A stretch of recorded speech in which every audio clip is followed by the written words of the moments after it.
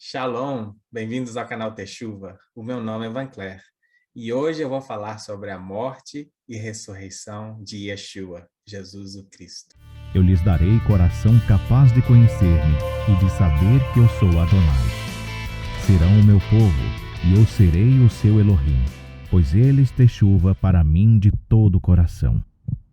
Shalom para todos vocês. Hoje eu estou fazendo um estudo espontâneo.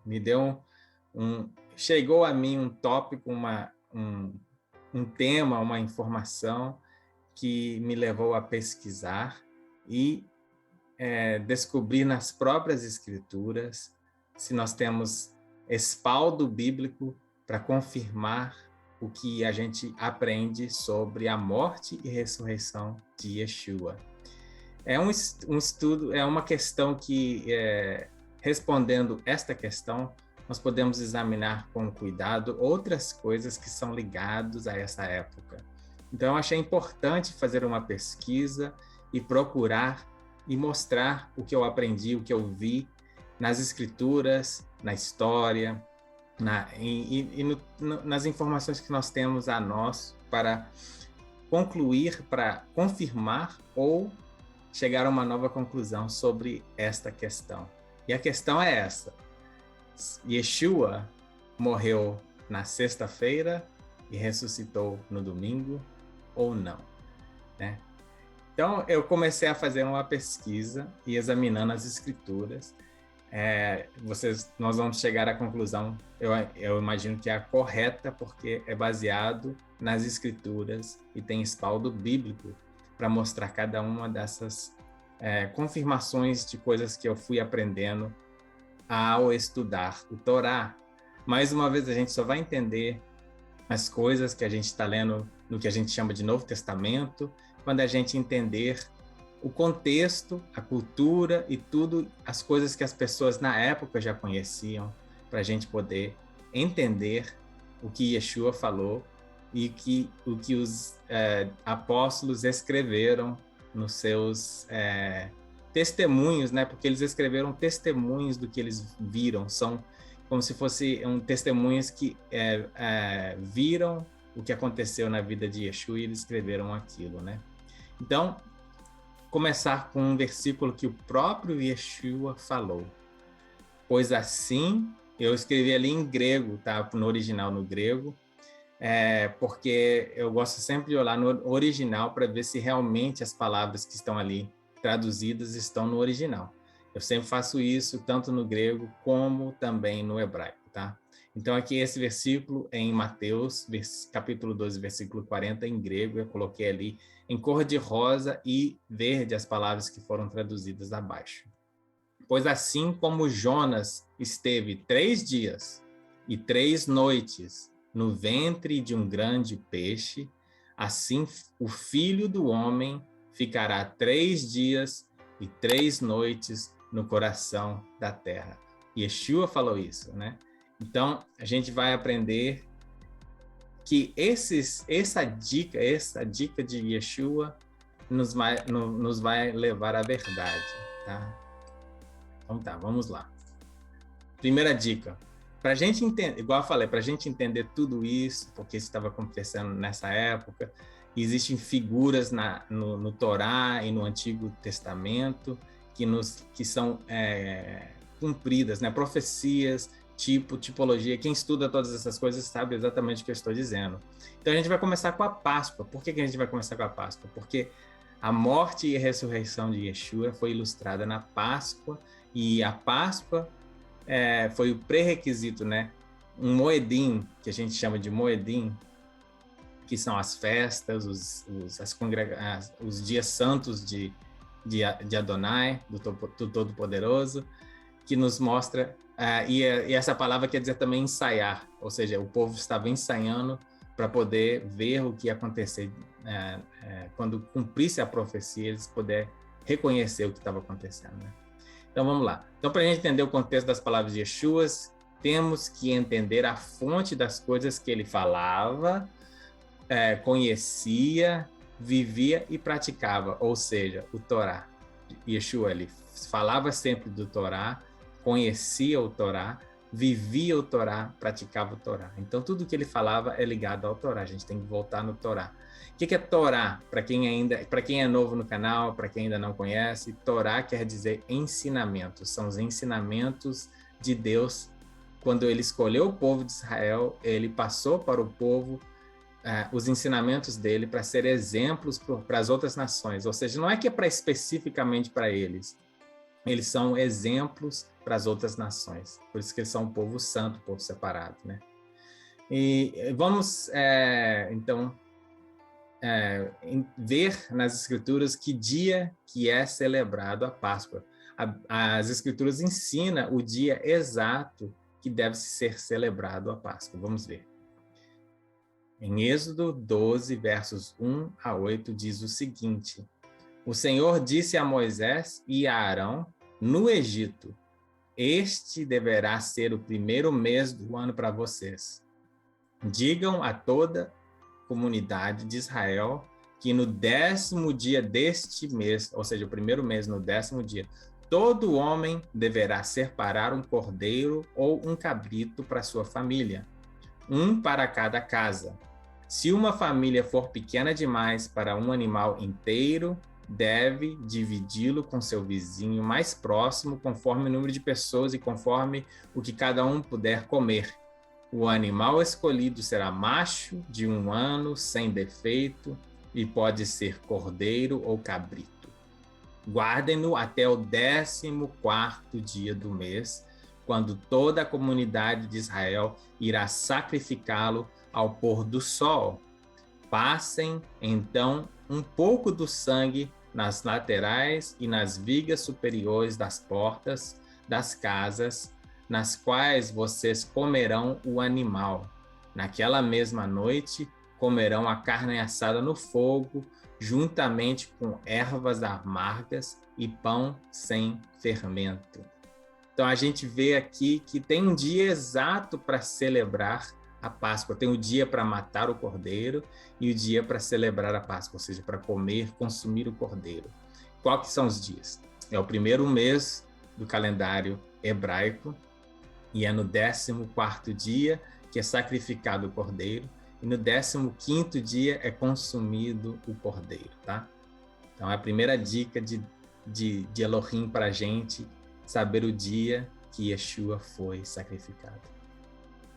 O cordeiro é sacrificado no dia 14 do primeiro mês do calendário israelita, que é Nissan.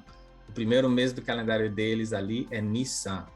E é o primeiro mês do Aviv. Aviv é a primavera, tá? Então, aqui a gente já tem a primeira dica. Yeshua foi crucificado no primeiro mês da primavera, tá? Segunda dica é o Shabat. Nós traduzimos o Shabat como sábado. Não é correto traduzir o Shabat como sábado. A palavra Shabat quer dizer descanso, não quer dizer sábado, quer dizer descanso, tá? E existem 2 tipos de descanso, dois dias diferentes que são considerados Shabat. O 7º dia da semana foi estabelecido na própria criação e é conhecido como Shabat. No 7º dia, Deus já havia concluído a obra que realizara e neste dia descansou. A palavra descansou aí é Shabat. Você pode olhar no original hebraico, está escrito lá, nesse dia, Shabat. Ele descansou. Abençoou Deus o 7º dia e o santificou, porque nele, Shabat, de toda a obra que realizara na criação. Então, as 2 palavras ali são Shabat, tá? O Shabat também foi estabelecido para os Moedins, né? Nas Escrituras, os Moedins foram traduzidos como estações. Quando a gente pensa em estação, a gente pensa primavera, verão, outono, inverno. Mas essa palavra não quer dizer estações, né? Então, a gente lê lá em Gênesis 1, versículo 14 e 15, diz o seguinte... Disse Deus, haja luminares no firmamento para separar o dia da noite, sirvam eles de sinais para marcar estações, dias e anos, e sirvam de luminares no firmamento do céu para iluminar a terra. E assim foi. Essa palavra estações é moedim em hebraico. E moedim quer dizer apontamento, quer dizer festas, pode ser festa como congregação, um dia separado, um dia exclusivo para encontrar com o Criador. Então, ele estabeleceu isso na criação. Não existia judeu, não existia hebraico, não existia hebreu, não existia israelita. Isso já foi estabelecido na criação, porque ele tinha dias estabelecidos, marcados, separados para encontrar com o homem, com todo mundo. Ou seja, na verdade, não são nem festa de judeus, são apontamentos que Elohim, o Todo-Poderoso, o Criador, fez para ter comunhão com o homem. É lindo demais. E ele já estabeleceu isso nos luminares, ou seja, quando eu digo o calendário de Deus, o calendário de Elohim, ele está escrito nas constelações, está escrito nas estrelas. A gente pode seguir o calendário dele pelos próprios luminares, né? Inclusive, o calendário dele é um calendário que é lunar, que segue... a gente pode saber qual é o começo do mês, o começo do ano, seguindo as fases da lua. Então, é um calendário que nunca falha, ele tem os seus tempos estabelecidos, eles se cumprem e nunca falha. Então, outra coisa que eu queria falar sobre a palavra Shabat, que quer dizer descanso, eu sempre olho no hebraico as letras em hebraico e olho para o hebraico original, que era pictográfico, para poder tirar mais dessas palavras. Eu achei muito lindo algo que eu vi nessa palavra, Shabat, que quer dizer descanso. Onde a gente pode encontrar o nosso descanso? Onde que nós podemos encontrar esse descanso? A primeira letra, que é o Shin, né? Direita para a esquerda, a primeira letra é o Shin, que parece um W para a gente, né? O Shin, eles até fazem assim, um W. Então, essa palavra quer dizer fogo consumidor, simbolicamente fala sobre destruição, sobre força, né? E sobre poder, mas também um poder destruidor, tá? A segunda nós já conhecemos, é muito usada, que é o Beit, que simboliza a casa e também o símbolo do filho, né? A segunda letra do hebraico, é o símbolo do filho. A primeira letra é o pai, a segunda é o filho e a terceira é o Espírito Santo. E a última é o Tav, que é a última letra do alfabeto hebraico, que simbolicamente é um contrato, simbolicamente é tipo um X onde você assina um contrato, e também é a cruz. Então, a gente olhando, onde é que a gente encontra o nosso descanso? No lugar que o Filho foi destruído na cruz, gente. A gente encontra o nosso descanso na crucificação de Yeshua, na morte dele na cruz, nessa aliança que ele fez com a gente na cruz, é onde a gente encontra o nosso Shabat. É lindo demais o hebraico. Então, quando eu vejo essas coisas, eu tenho que compartilhar. Então, todos os moedins estabelecidos incluem os dois tipos de Shabat, tá? Então, os dois tipos de Shabat, que chama Shabbatot, que é Shabat em plural, está em Levítico 23. Você pode ler lá todos os dias que Deus marcou para encontrar seu povo. E existe também um paralelo dessas festas com a vida e as vindas de Yeshua na Terra e tudo que aconteceu na vida dele. A Páscoa, eu vou focalizar na Páscoa porque a gente está falando nesse tema, tá? Mas ali, se você quiser aprender das outras apontamentos, das outras festas ou ensaios que Deus estabeleceu para a gente vigiar os tempos e reconhecer os tempos que Ele está atuando na Terra, você pode ler Levítico 23. E eu também fiz um vídeo que chama Calendário de Deus, que você pode assistir para aprender mais. E ali tem informações que eu aprendi logo quando estava começando a entrar nesse caminho. E hoje eu conheço muito mais, eu vou até refazer esses vídeos, talvez fazer de cada uma das festas, explicar com mais detalhe. É muito lindo, não existe uma vírgula na palavra de Deus que não tem significado. E Yeshua falou que não vai passar nenhuma vírgula na palavra dele sem se cumprir, é verdade mesmo. tem tantos detalhes, é tanta coisa, e eu só estou aprendendo isso há menos de um ano, eu estou aprendendo, começando agora, só para você ter uma ideia, tá? Então tá, o primeiro é a base de todos os outros apontamentos e festas é o Shabat semanal. Então, a primeira festa que em Levítico que eles falam sobre é o próprio Shabat semanal, que foi estabelecido na criação, né? Então, disse o Senhor a Moisés, diga o seguinte aos israelitas, estas são as minhas festas, né? O Moedim, desculpa que eu estou lendo aqui atrás da câmera. As festas fixas do Senhor, perpétuas, eternas, tá? Que vocês proclamarão com reuniões sagradas. Então, são aquelas festas, reuniões sagradas.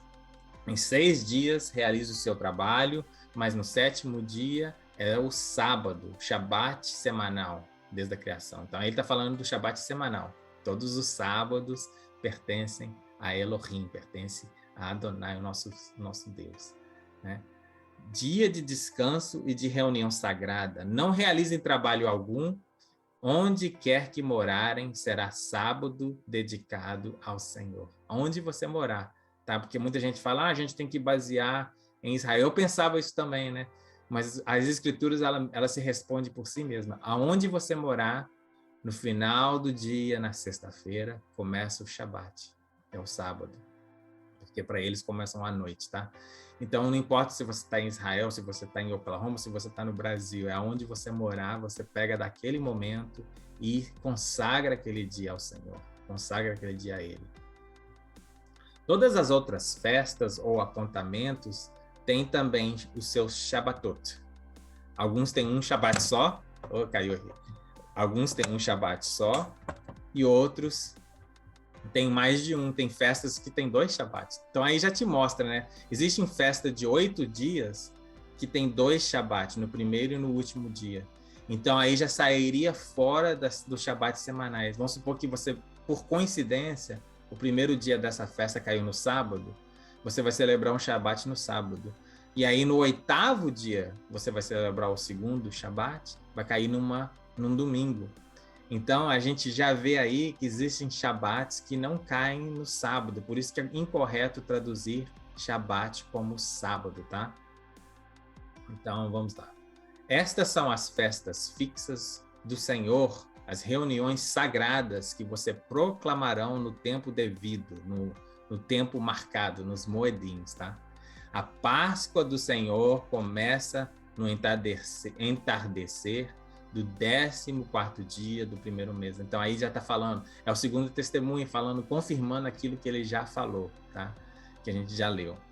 No 15º dia daquele mês, começa a festa do Senhor, a festa dos pães sem fermentos. Então a gente vê que no 14º dia é a Páscoa, mas não é um Shabat. Não é um Shabat. O 15º dia é o Shabat.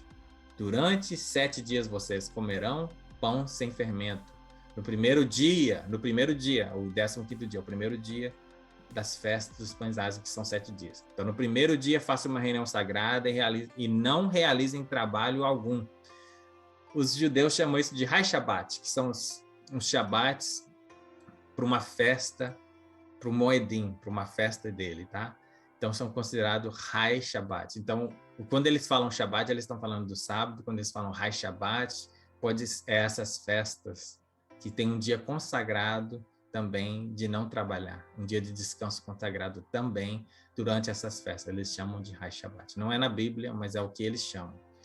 Durante 7 dias, apresentem ao Senhor ofertas preparadas no fogo e no 7º dia façam uma reunião sagrada e não realizem trabalho algum. Aí já tem outros Hai Shabbat. Então a Páscoa não tem Shabat, mas a festa dos pães ázimos tem 2 Shabat. Tem um no primeiro dia e um no 7º dia. Então aí a gente vê. Isso que eu estou querendo dizer. E pode cair num sábado ou em qualquer outro dia. Tem que cair no 14º dia e 15º dia do primeiro mês. E eles baseavam o começo do mês quando a lua fica cheia. Lua nova, desculpa. Quando o primeiro raio a primeira luz que você vê na lua para eles é o princípio do mês. E aí daí eles começam a contar. Então, se essa primeira luz que apareceu na lua cair numa segunda, daquela segunda em diante eles começam a contar, primeiro dia, segundo dia, terceiro dia. Quando chega no 14º dia, eles fazem essa festa. Pode cair qualquer dia da semana. Tá? A dica número 3 é o próprio sinal de Jonas, as próprias palavras de Yeshua. Pois assim como Jonas esteve 3 dias e 3 noites no ventre de um grande peixe, assim o Filho do Homem ficará 3 dias e 3 noites no coração da terra. O Filho do Homem era um dos títulos de Yeshua na terra. Então, ele está falando da sua própria morte. Ele está falando que ele vai passar 3 dias e 3 noites. Né? Será que ele se enganou? Será que ele quis dizer 3 dias, sexta, sábado e domingo, e não 3 dias? Porque, então, se ele quisesse dizer que ele ia passar 3 dias, ele falaria, eu vou passar 3 dias. Mas ele fala 3 dias e 3 noites. Ele é específico. As escrituras são específicas, né? Vamos pesquisar, então. Vamos ver. Se a gente colocar isso e encaixar isso no nosso entendimento, no entendimento contemporâneo, no entendimento que a maioria das pessoas acreditam que ele morreu numa sexta e ressuscitou no domingo, vamos ver se dá certo, tá? Então, a gente sabe que na sexta, se for realmente a sexta, ele morreu às 3 da tarde na cruz, e aí eles queriam tirar ele da cruz porque o próximo dia ia ser um Shabat, eles não iam poder enterrar ele no Shabat. Inclusive, eles fazem isso, eles quebram as pernas das pessoas que estão crucificadas. Se ela não morreu até certa hora, eles vão lá e quebram as pernas das pessoas na cruz para eles morrerem sufocados, e aí eles podem tirar aí e enterrar antes do Shabat, antes do próximo dia, tá? E eles não fizeram isso com Yeshua porque também é uma profecia bíblica. Todas as profecias bíblicas se cumprem, inclusive a do sinal de Jonas, tá? Inclusive essa. Então, se isso aconteceu na sexta-feira, a primeira noite ele estaria uma noite no coração da terra. No sábado, no Shabat, ele estaria primeiro dia e primeira noite de manhã, e o primeiro dia e primeira noite na noite do Shabat. Mas aí, domingo de manhã, logo cedo, a Escritura diz que as mulheres foram procurar Yeshua no túmulo para ungir o corpo dele. Foram procurar ele e elas chegaram lá e a pedra já estava arrastada e Yeshua já não estava lá, e elas encontraram com o anjo que falaram com ela que ele ressuscitou. Não deu 3 dias e 3 noites, né? Se a gente usar esse entendimento e esse calendário, tá? Vamos ser um pouquinho mais generoso, tá? Vamos ver que mesmo que se foi alguns minutos ou algumas horas, a gente conte esses dias também. Vamos lá. Então, vamos lá. Yeshua morreu na cruz, 3 da tarde. Vamos supor que eles enterraram ele antes de anoitecer. A gente pode contar a sexta-feira como o primeiro dia, tá? Então, ali tem o primeiro dia, a primeira noite na sexta, segundo dia, segunda noite no Shabat, e aí vamos falar que terceiro dia foi o domingo de manhã. Continua, mesmo fazendo isso, que eu acho que é um pouco absurdo, mesmo assim, continua faltando a terceira noite para se cumprir o sinal de Jonas. Ou seja, Yeshua mesmo falou, eu vou estar no coração da terra, ou seja, enterrado, por 3 dias e 3 noites. 3 dias e 3 noites. E mesmo usando esse sistema bem generoso, né, que eu estou falando, mesmo se foi alguns minutos, vamos contar como um dia. Mesmo assim, não encaixa 3 dias e 3 noites, né? Com esse entendimento, com esse ensinamento que a gente aprende. Eu aprendi assim, todos nós aprendemos assim. Mas agora eu comecei a pesquisar as escrituras para ver se as coisas que eu aprendi de homens, de ensinamentos, de doutrinas, se realmente encaixam na palavra. Porque as escrituras têm a palavra final. As escrituras é que a gente usa para confirmar o que é verdade, tá? Então, a quarta dica, e Deus ele deixa dicas e dicas e dicas. Se você procurar e pesquisar, você vai ver a verdade. A palavra de Deus, ela mesmo se ela mesmo responde, ela mesmo mostra a verdade para você. Ela mesmo eu não estou lembrando a palavra que eu queria falar, mas ela se confirma, desculpa, é a palavra. Ela mesmo se confirma, tá? Então vamos lá. As mulheres que encontraram o túmulo vazio também nos dá uma grande dica dos acontecimentos nesta época, né? Nesse período. Desculpa, eu vou fazer, eu ainda estou mudando ainda o meu novo escritório. A gente pode ver que lá no fundo não tem, estou com pouca luz, mas eu não queria deixar isso interromper os estudos e aquilo que Deus quer ensinar. Então, eu peço desculpa que eu estou fazendo isso, que está muito escuro aqui, mas eu vou voltar à qualidade do que eu estava e, se Deus permitir, até melhorar, tá? Então tá, vamos lá. As mulheres que seguiam Yeshua eram devotas e guardavam os Shabbatot, todos os Shabbats, todos. Por isso, não é provável que elas quebraram esses ensinamentos. Como poderiam, então, elas comprar e preparar os perfumes e especiais aromáticas para ungir o corpo de Cristo?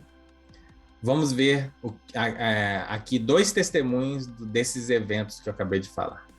Primeiro, está em Lucas, capítulo 23, versículos 55 e 56, que diz: As mulheres que haviam acompanhado Yeshua desde Galileia seguiram José e viram o sepulcro e como o corpo de Yeshua fora colocado nele.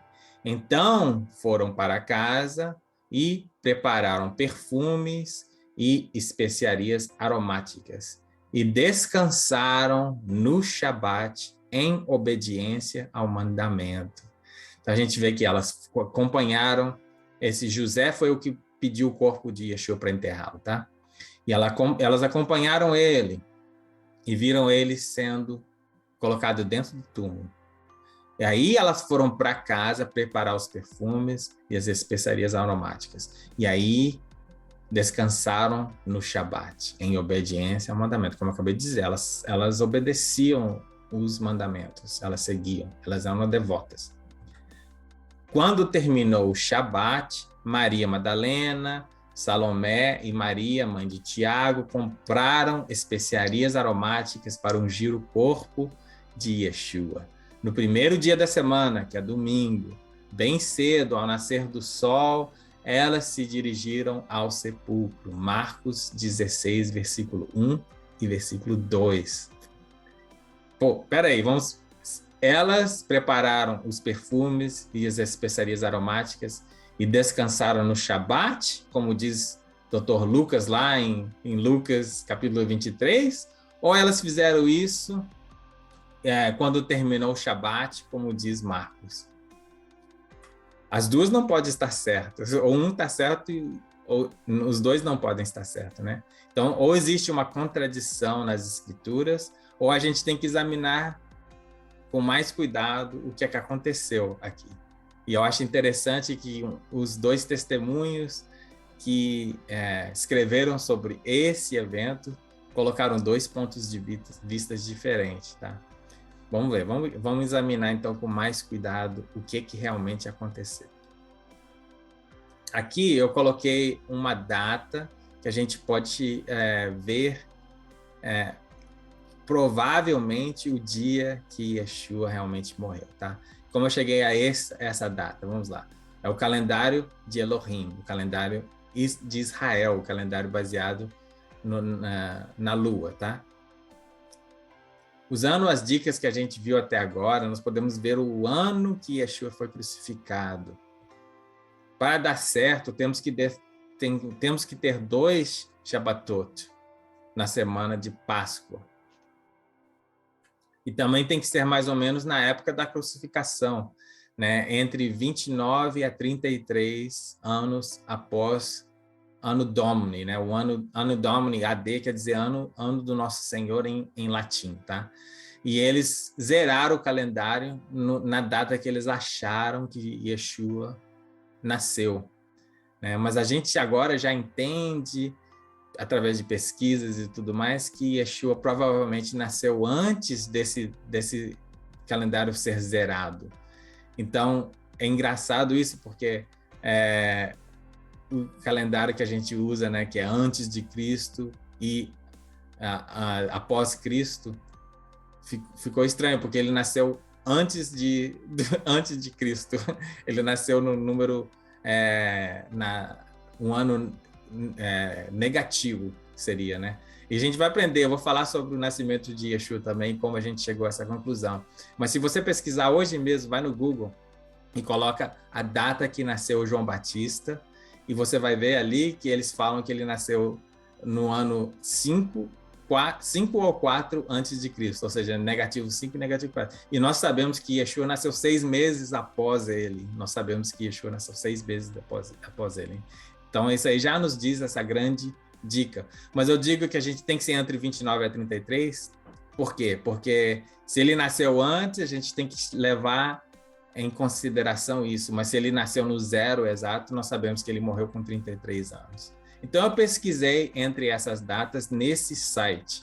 Tem um site que se chama hebcal.com Converter, que converte datas do calendário gregório que a gente usa hoje para o calendário hebraico, que é o calendário de Deus.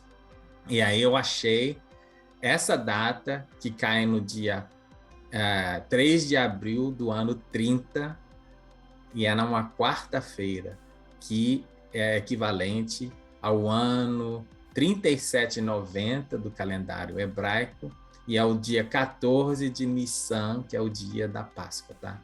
Então vamos lá, agora a gente usando o calendário de Elohim, vamos ver se a gente consegue encaixar todas essas dicas nesse calendário, tá?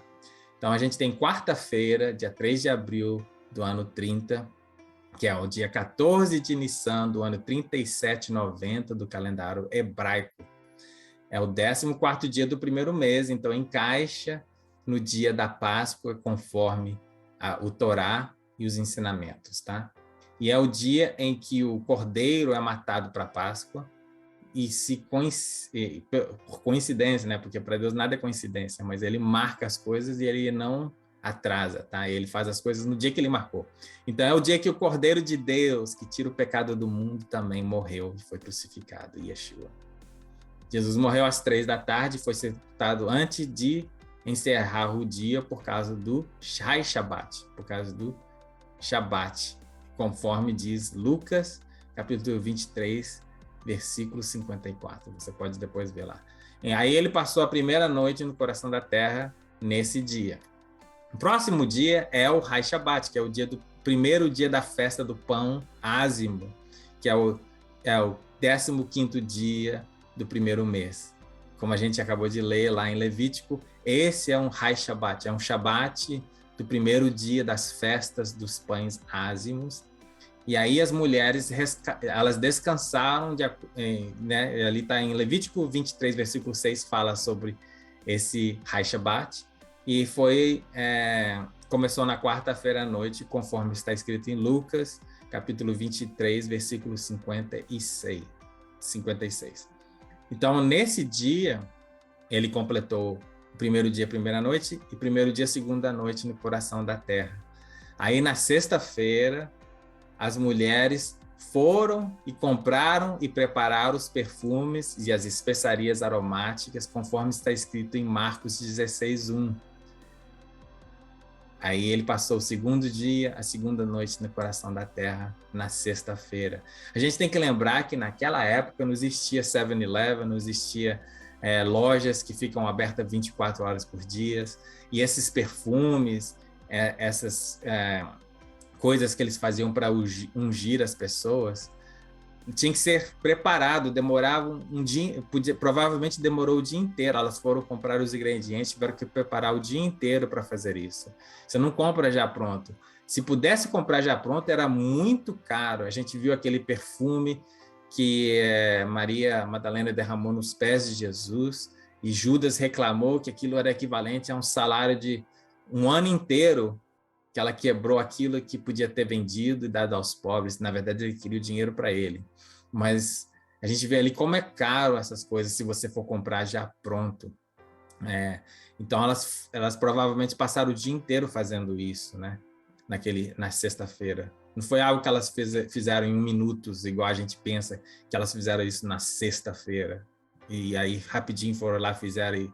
Não, coisas que demoravam horas para fazer, tá? Aí, no Shabat semanal, que é o Nissan 17, as mulheres não puderam ir ao túmulo para ungir o corpo dele, porque elas tinham que, mais uma vez, observar o segundo Shabat, e aí a gente vê que Dr. Lucas também estava correto, entendeu?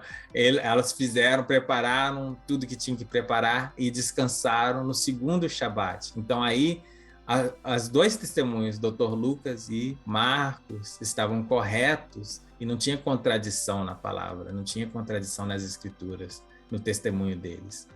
E elas não poderiam ir lá no Shabat à noite, porque mulher não saía de casa sozinha, desacompanhada à noite, pelo menos não mulher de boa reputação.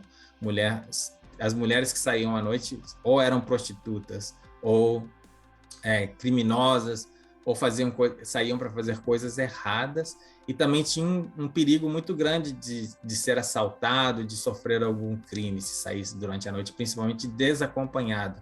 Então as mulheres não poderiam ir no túmulo no sábado, no Shabat.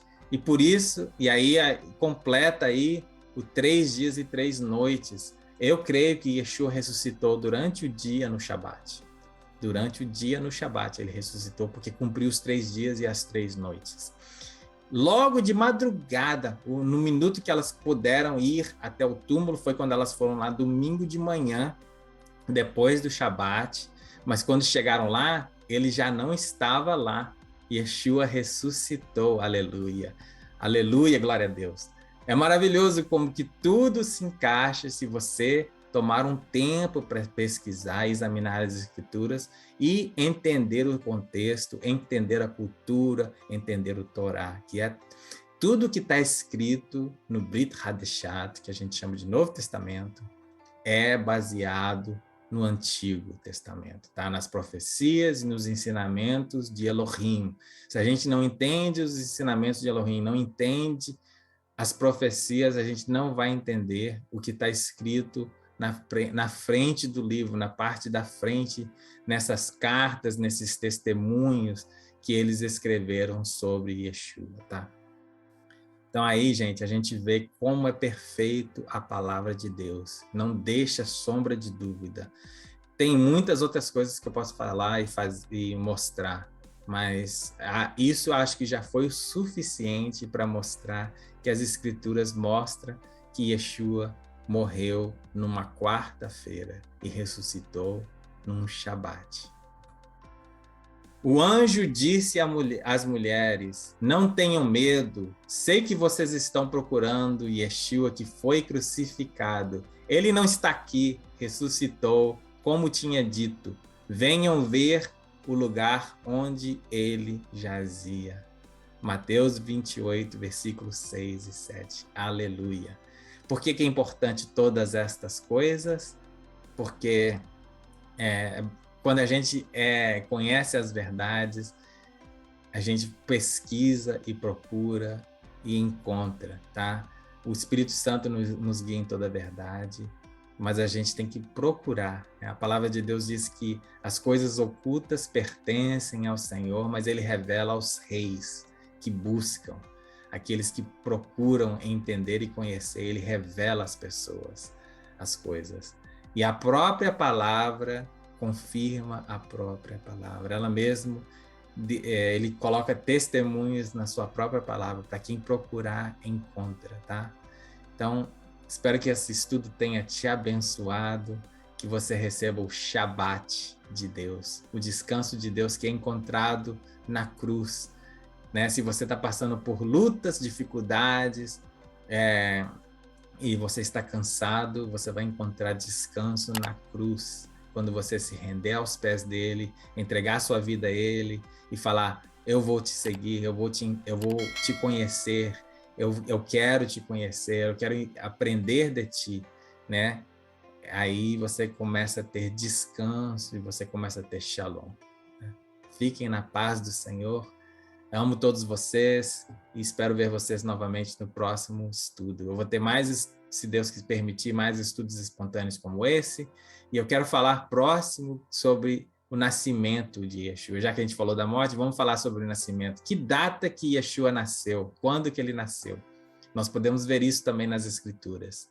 Então, meu próximo estudo eu quero fazer sobre o nascimento dele. Então tá, até mais, gente. Fica na paz e shalom para vocês.